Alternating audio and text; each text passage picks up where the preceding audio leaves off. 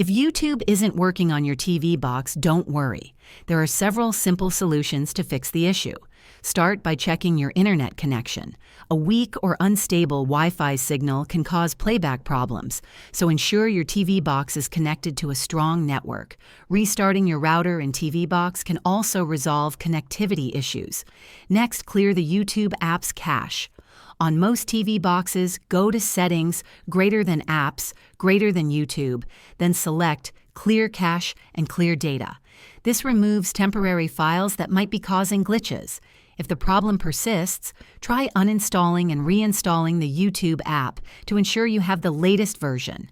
If these steps don't work, check for software updates on your TV box. Outdated firmware can lead to compatibility issues. Go to Settings, Greater than System Update, and install any available updates. Additionally, verify that your YouTube account isn't experiencing server-side issues by checking YouTube's status dashboard. These fixes should help get YouTube running smoothly again. Let us know in the comments if this guide helped, and don't forget to subscribe for more troubleshooting tips.